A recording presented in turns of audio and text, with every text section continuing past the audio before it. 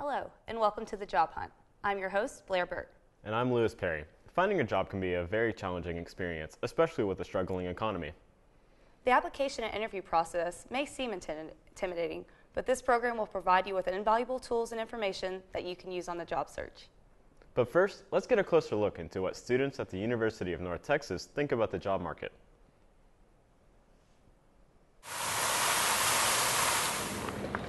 The steps I took to prepare myself for graduation is think ahead and make sure I have everything listed. I'm a graduate student, so I have already graduated once, and then I went to graduate school to get more skills. I have created resumes, LinkedIn account. I've also been talking to people who are in fields that I'm interested in and trying to get an in, so that once I graduate, maybe if I've already been speaking to them and talking to them previously, it'll give me an in to maybe get a job or a position at their company. I went to the Career Center because I heard that they'd help you with your resume, and I just talked to one of the counselor's advisors there, and they helped me out. I've had different resumes since high school, so I just add on and edit it and stuff. And an applicant and interviewer is probably looking for confidence and straightforwardness. Because if you just go in and you don't really have anything on your resume, that doesn't really speak out to them at all. Mostly see what kind of person they can actually work with, someone who actually is very dependable and presents themselves very well. Most of the jobs I've seen on the internet, which is to my disadvantage, is they want experience. And education is good, but for some reason most jobs prefer experience over the education. Social media affects a lot in a lot of areas. If you can market yourself well, then social media is a good thing, but if you're posting how drunk you are or something, it's bad. I am not very confident in my ability to find a job right now, simply because the job market for academics is not looking very good at this time, but I'm hoping that in a year the situation will change. I feel that the job market is slowly but steadily going to climb back up from what it is right now. It's sketchy, man. It's sketchy. Coming out of college, you're in all this debt, so you're kind of forced to try to find a job to get everything rolling. And with times now, it's a little harder than usual. It seems as though students have the general idea, but some are unsure where to start. Here with us now is Jennifer Stafford from the Career Center to give us an overview about preparing for a job. Thank you for being here, Jennifer. Thank you. It's good to be here. All right, so where does one start in preparing for a job after college? I think definitely you want to start with the resume. The resume is your absolute first impression with any employer, so you want to make sure that it's in amazing condition and free of errors before you send it out. All right, and how about a cover letter? I hear a lot about those. Cover letters are important. If you're at a job fair or something like that, you're not going to want a cover letter because you're not going to know who exactly is going to be receiving your resume. But if you're replying to a specific job post, you definitely want to have a cover letter that's appropriate for that company and for the position that you're seeking. Okay. And do you have specific skills that you teach the students depending on their majors? Yes, we do. We actually have advisors in the Career Center that are specialized towards certain majors. We assign these students an advisor based on their major, and those advisors are trained in the different areas of the different fields and the different types of skills that you would need for those jobs, and they're very good at advising someone as to what they would actually be doing on a daily basis. Mm-hmm. Do you find there are specific skills that are just kind of mandatory for any job? Definitely. There are certain skills that are absolutely mandatory for any job, such as communication skills. That's one of the biggest things. Another thing is teamwork skills, being able to have those good interpersonal communications with your coworkers and with customers and clients. And another one is problem solving. Companies, even technical jobs, one of their top ranking qualifications that they desire is problem solving skills. All right, excellent. And how early do you think students should be coming to your office when preparing? Definitely their freshman year of college, they should come in and start getting that resume ready and know what they need to do throughout their college career to really make their resume look great and have something to offer the companies that they plan to apply for after college. Absolutely. And do you have in your office a dialogue with companies around the DFW area? We definitely do. We have partnerships with numerous companies. We offer a ton of events throughout the year, career fairs, networking opportunities. We have question panels where companies in a certain field will come in and answer questions for the students. We even have etiquette dinners where someone can come in and have dinner with professionals and use their good manners and dress up and just get some face time with people who, it's a great networking opportunity.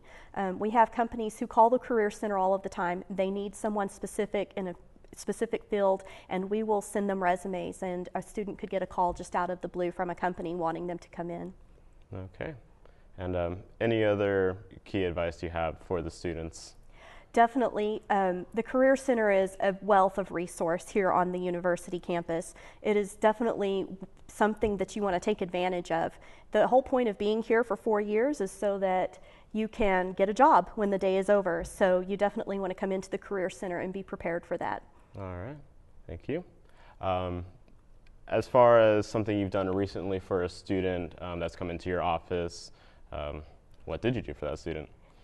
Well, I had a student recently come in who was doing a grad school essay and needed me to help her kind of proofread that and make sure that it sounded right. I also had a student come in who had an interview coming up with for a job that the guy really wanted, and so we did a mock interview, and I gave some pointers as to how he should be dressed, how he should answer the questions, what to focus on. Okay. And I do resume reviews every day. All right, excellent. As far as dress goes, what do you suggest for men and women when they're going into an interview? Definitely business professional. Men want to wear suits, ties, crease down the pants, nice polished shoes. Women want to wear a tailored pantsuit or a conservative skirt, nothing above the knee. Very simple, non-distracting jewelry and accessories. And just, well-groomed, fresh breath. Make your best impression. All right, thank you very much, Jennifer. That's all the time we have now. My pleasure. Now that we have a better understanding of how students can prepare themselves, let's take a look at how social media can affect a student's appearance to prospective employers. College students primarily use social media to socialize, but as you're graduating, you have to really kind of strategize and think about, do you want to create a separate professional space for yourself and profile? Do you want to convert your personal one to professional? And you have to kind of think about what makes the most sense in your field. I think there's nothing wrong with creating separate spaces to be you, connect with your friends, but also using your Twitter in a completely different way and making that more professional. You should let your personality show, but you also want to just make sure that you appear as someone that people would want to work with. I think that it opens up new opportunities to find jobs. I mean, a lot of us have always found jobs by people we know and word of mouth, and social media just expands that network and the potential to be exposed to jobs that your friends or friends of friends post and share. So it can heighten the opportunity to find jobs because you're exposed to just a much broader network than the people you see every day at work or the people that you live with and that sort of thing. So I think it can help you find out about jobs that you maybe otherwise wouldn't have found out about. I see a lot of fear around it. I think people tend to be very afraid. We hear these horror stories of people getting fired because of their social media profile or not getting hired, and certainly that happens. So I think that that's created too much fear, and people just think, oh, I should just take everything down if I'm on the job market, or I shouldn't allow potential employers to see anything. But actually, having a social media profile can be very good and help you get a job or help you get noticed. You can use it to show that you really are credible. You can use it to display work that you can't put on a resume, such as videos or photography. It can help show your future employers that you're connected to the right networks, that you are truly passionate about your career, passionate about their cause, in a way that your resume can't necessarily reflect. So I think that if you're smart about it, you can really use your social media profiles to actually boost your employability. And I mean, when employers Google you, they want to see you're a real person with a personality. And if you are funny, then it's okay to be funny on your social media page. In appropriate ways, it's okay to be funny, to let your personality show. But if you're going into certain fields where really you need to just demonstrate your credentials, your resume, your network, then you might want to create a more separate space. So you have to just think about what makes the most sense for what image of yourself you're trying to sell. Well, there's nothing wrong with stating your opinion on social media. at all. And there's nothing, I'm not saying you should hide your politics or your religion or anything like that, but if I see that you're constantly posting very controversial things, or people are always arguing on your Twitter, or you're getting in arguments on Facebook, that tells me you might bring that same controversy and kind of argumentative attitude to the workplace that people don't typically want. And make sure it's in a respectful way. Make sure that you don't come across as being just a controversial, always pushing people's buttons, so that you're engaging in respectful dialogue. LinkedIn is a social media site that is made specifically for the professional world. Our very own Amber Strout explains a little bit more about LinkedIn. Amber? Here at the university's Career Center, students can get expert advice on the website LinkedIn. Let's go check it out.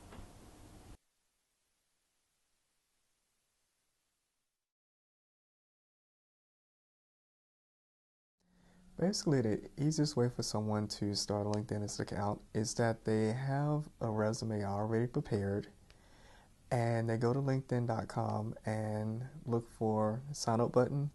And generally there's going to be a way that if you already have your resume, your profile can be easily populated onto the LinkedIn profile account so that your information is just transferred seamlessly. I would say the next step after someone creates a LinkedIn profile, of course, and having it up to date as it reflects everything that's on their resume, the next thing would be to, of course, network, but then also utilize LinkedIn as a news source. A lot of people do not realize that LinkedIn has a platform that allows you to have news catered specifically to your interests and your industry. And one of the ways that you can set yourself apart from your colleagues is by sharing things that relates to your field and industry, because it keeps, just like Facebook has their news feed, LinkedIn also has a news feed, and that's one of the ways to keep you populated up with your other peers. And then it shows you staying in the know and that you have a passion and a love for your field and industry. I would say the main advantage is that over half of employers Google their applicants. So with that being said, it helps with shaping a student's online brand and their online brand is, but specifically their brand as a whole, and not allowing anybody to shape it for themselves. They actually take control of it.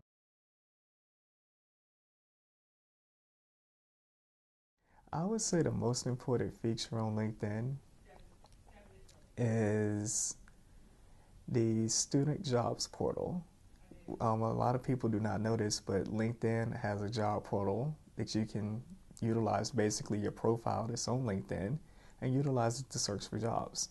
And there are multiple job opportunities on there because LinkedIn has over 170 million subscribers to it. Well, with all that useful information, I'm ready to get LinkedIn. Back to you, Blair and Lewis. Thanks, Amber. I'll have to check it out. I'm adding you on LinkedIn right now. Oh, See? Next time I log in, I'll add you. Great. Accept your friend request. Next up, we will meet with Olga Grishio of the UNT International Welcome Center. She will talk about what she looks for in a potential candidate. Check it out.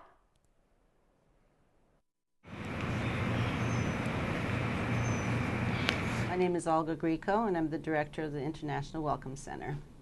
I choose a lot of my employees because they've done volunteering for the International Welcome Center, and I know them ahead of time already.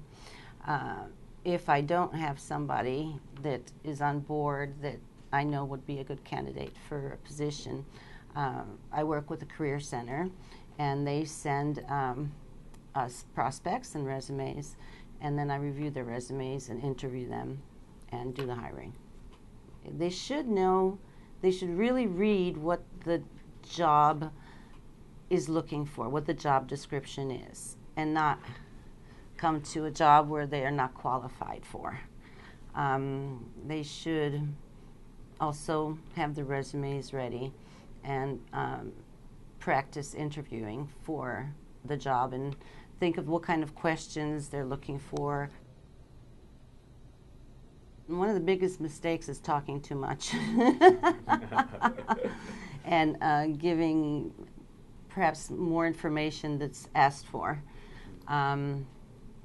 Also not being prepared. It's one of the mistakes that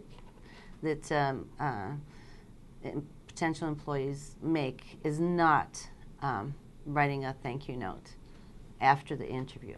I think a thank you note is very appropriate, either by email, electronically, or a written note. And that makes an impression because then so many times when there's so many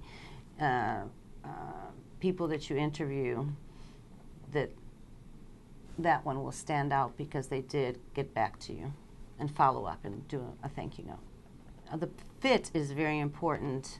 Working with the people, what kind of people actually work in the office or in the company. Employers do look at personality and the way the potential employee reacts to questions, the way they speak, and employers look at, would this person really be a good fit with this company? I look for good communication skills. I look for honesty, integrity, respect for others and respect for other cultures. Okay, be prepared is my biggest advice. Be prepared. Look on the, check out the university or the business or the company. Check it out online, so you know the background of the company and know more about who you're going to be working for. So that was interesting, hearing about the employer side of the job hunting process. Sending a typed thank you letter to the employer will really take you far. I agree. Knowing what an employer wants will definitely put you on the competitive edge. So is maintaining professional courtesy. That's right. So we've covered topics leading up to job interviews, but up next we will talk about looking at the part when you meet with an employer. We will be right back.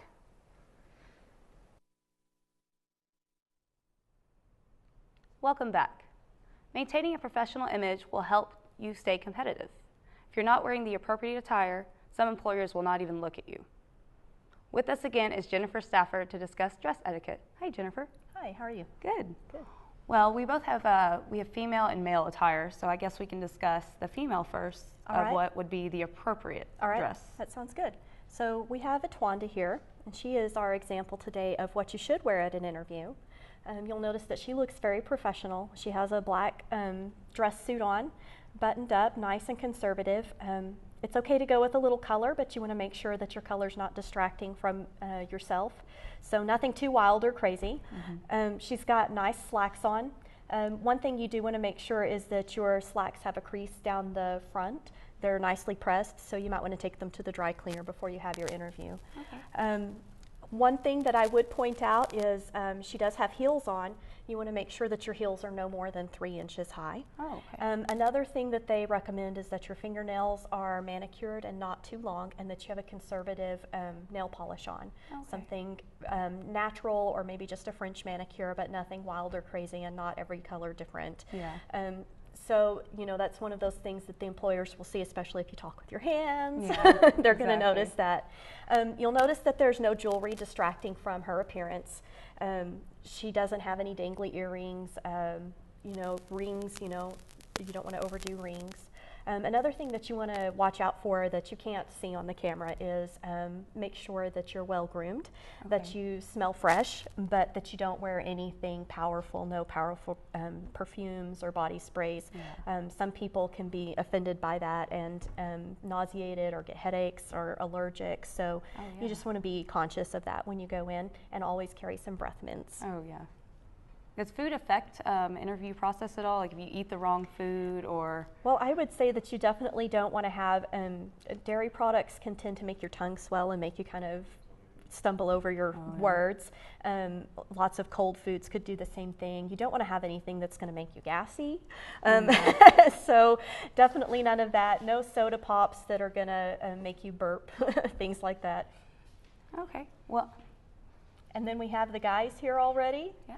So we have Tarek here, and he is our example of what to wear. Notice he's got a button-up collared shirt, nice dress shirt, conservative tie, pants. Again, you want to make sure that there's a crease down the front, have them pressed before you go.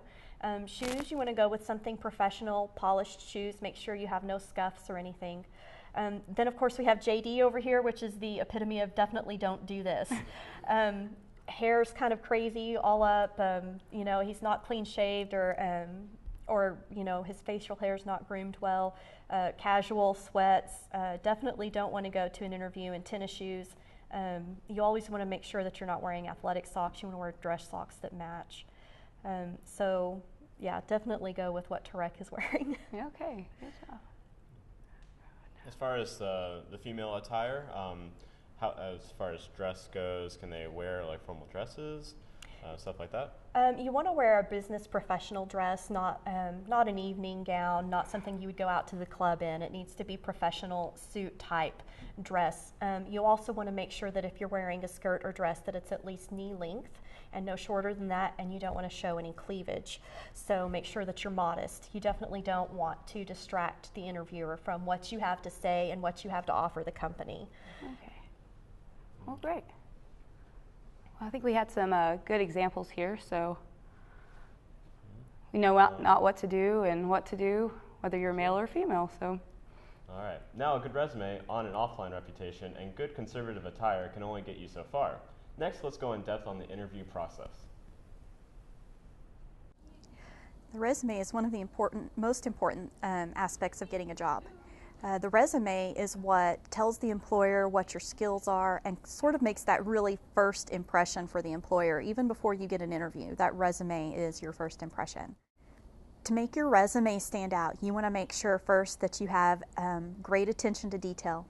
Your formatting needs to be extremely consistent throughout the entire resume. You want to make sure that the fonts are professional, that you don't use anything colorful, no pictures. You want to make sure that there are no mistakes at all, no spelling mistakes, no punctuation mistakes. And something you really want to focus on is when you do your bullet points under your skills headings or under your job headings, you want to make sure that you use action accomplishment statements. This is very important. On an action accomplishment statement, you always start with a good, strong action verb. Something like produced, managed, something that shows a concise action that you've done in that position. And then you want to develop that statement so that it shows what you did and that you had some sort of accomplishment. Did you increase sales? Did you make your job environment more efficient? Did you provide excellent customer service that increased return traffic? So you want to show your action and your accomplishments, and that's what's really going to grab employers. Something that you definitely should never put on your resume is any kind of personal information. Some people want to put pictures on a resume, and unless the employer specifically says that a picture is required because maybe it's for modeling or something where you're going to be visual, TV show, something like that, you don't want to put a picture on there. You don't want to give that employer any reason at all to discount you because of some sort of bias. And we're all human. We all have some bias, and we all are attracted to what we see as beautiful.